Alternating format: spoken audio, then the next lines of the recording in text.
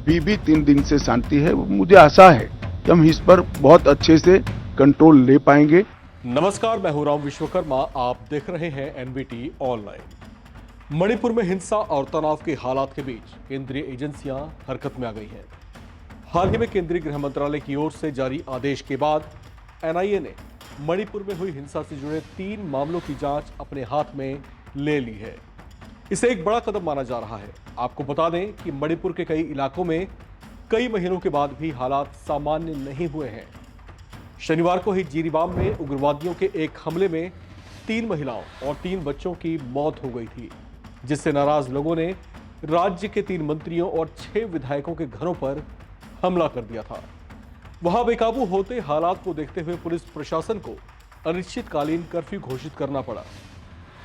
हालांकि उसके बाद भी लोगों की नाराजगी दबी नहीं है। इस तनाव के बीच पहरा बढ़ा दिया गया है और उपद्रवियों से बेहद सख्ती से निपटा जा रहा है। मणिपुर में कुकी और मैतेई समुदायों के बीच पनपे विवाद और हिंसा के बाद राज्य में राजनीतिक संकट भी दिखाई देने लगा है।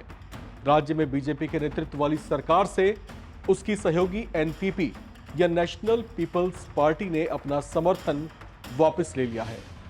मणिपुर में बीजेपी की सहयोगी एनपीपी ने उस पर आरोप लगाया है कि राज्य में एन बीरेन सिंह की सरकार संकट का स्थायी समाधान करने और शांति बहाल करने में पूरी तरह से नाकाम रही है। राज्य में बीजेपी के सहयोगी दल टूट जाने से हालांकि सरकार के सामने तो संकट खड़ा नहीं हुआ, लेकिन इससे सहयोगियों में बीजेपी के खिलाफ पनपती नाराजगी का आभास जरूर होने लगा है। मणिपुर की 60 सदस्यीय विधानसभा में 7 विधायकों वाली एनपीपी के समर्थन वापसी से सरकार पर कोई असर नहीं पड़ा। यहां बीजेपी के पास अपने 32 विधायकों के साथ सदन में पूर्ण बहुमत है, जबकि बीजेपी को जेडीयू के 6 और एनपीएफ के 5 विधायकों का भी समर्थन मिला हुआ है। आपको बता दें कि राज्य में पिछले कई महीनों से जारी तनाव और हिंसा ने नागरिकों के गुस्से को भड़का रखा है। डर के साए में जी रहे लोगों ने कई बार स्थानीय नेताओं के घरों को निशाना बनाया। यहां तक कि मुख्यमंत्री एन बीरेन सिंह के पैतृक आवास पर भी हमले की कोशिश की गई थी, जिसे सुरक्षा बलों ने विफल कर दिया था। इन हालात के बीच केंद्रीय गृह मंत्रालय भी सक्रिय है। गृह मंत्री अमित शाह ने इस समस्या को जड़ से खत्म करने के लिए उठाए गए कदमों की भी जानकारी दी थी। सुनिए उनका ये बयान। मणिपुर के लिए क्या स्ट्रैटेजी है 100 डेज में? देखिए, जहां तक मणिपुर का सवाल है, 100 दिन में हमने जो ये घटनाओं का मूल है,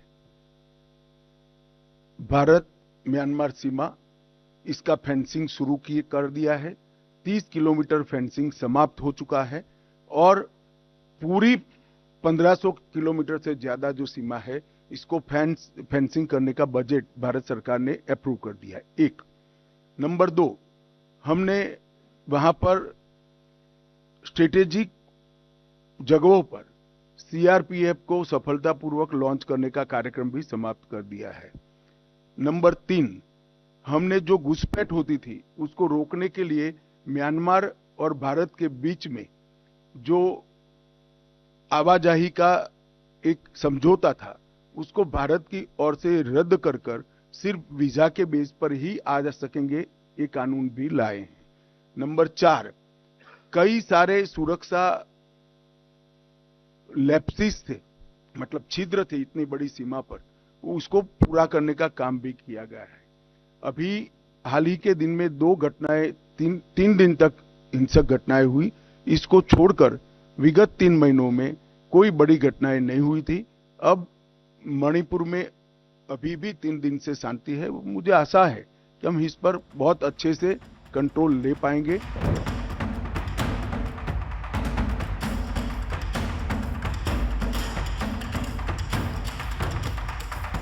केंद्रीय गृह मंत्री अमित शाह के इस विश्वास पर कांग्रेस अध्यक्ष मल्लिकार्जुन खड़गे को शायद यकीन नहीं है।